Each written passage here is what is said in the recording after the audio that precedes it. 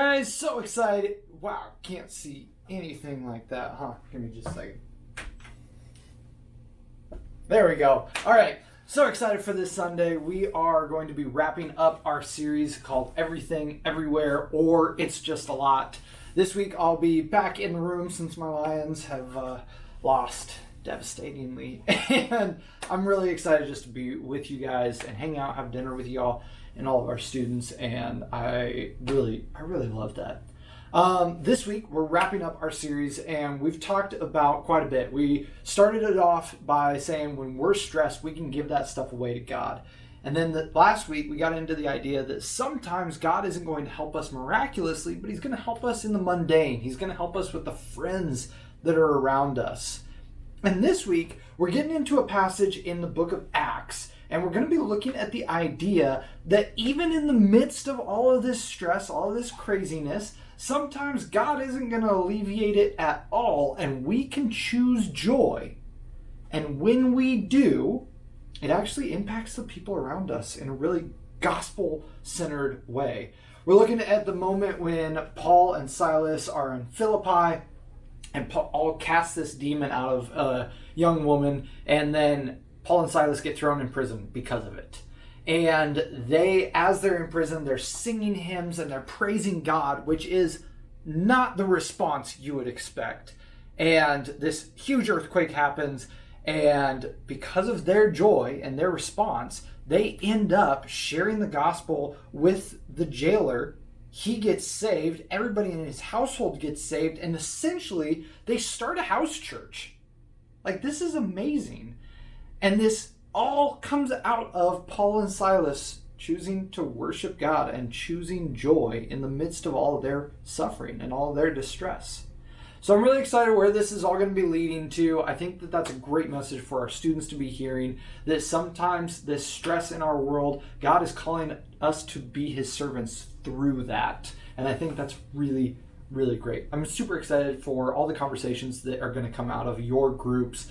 What I want you to be thinking about this week is, what are stories in your life where God has redeemed certain aspects of your life that were hard at one point? Just be mulling that around. I think that this is going to really lead into great conversations that you can have with your kids.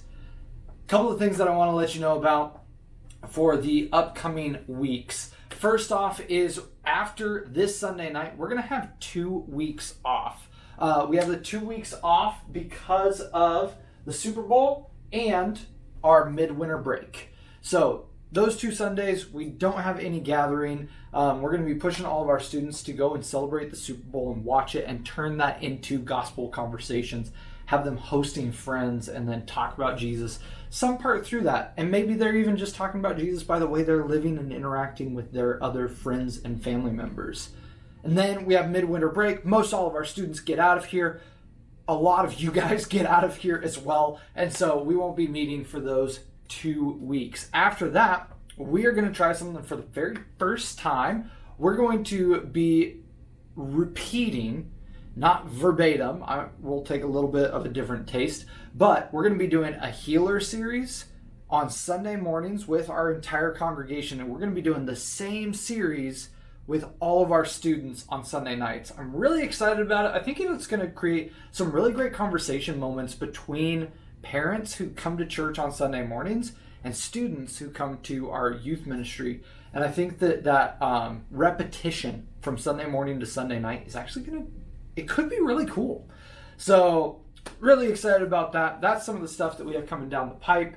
After that healer series, we'll take a week off. I think there's a holiday, Easter, in there. And then we've got some really great stuff. We're going to be going through a sex series, which is super fun. We all love that. And then we're going to talk a little bit through the book of Galatians, and then we roll right into summer. So I want you to know kind of where we're headed with all of this. In the summer, we've got both our big camps. We've got VBS. We've got a Guatemala missions trip. If you are interested, I talked to Esther about this today. If you, ladies specifically, if you are interested in this, please let me know. I know that 10 days off and going to a developing country with a bunch of teenagers might sound like a lot, And if that's more than you can handle or more than you can just do, then that's okay. But it also doesn't have to be all Westminster staff. So if you're interested, please let me know. We would love to have you come with that. I think that's everything that I wanted to make sure I verbally processed through. So guys, there was one other thing. Two other things. Man. First off is in March, we are going to be doing this weekend. We're going to be talking about it with our students starting this Sunday. It's called a Go Weekend, and it's actually with Canyon Hills Church up in Bothell. They're partnering with a few other churches, and they're hosting this, and I would please love for you to come. This whole weekend is all about evangelism and sharing your faith in your context, the Pacific Northwest in 2024. And I got to meet with a couple of the youth pastors at Canyon Hills. Really think this is a great vision for this. And I need this part to stay between you and me. We need to bring roughly one adult for every student who signs up.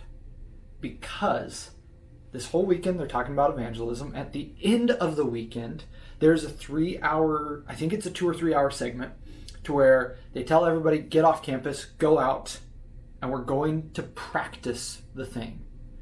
But the students don't practice it. The students don't go forced into the mall and whatever and have all these gospel conversations. The adults do. So the adults have to start a spiritual conversation with a stranger and then debrief it with that student.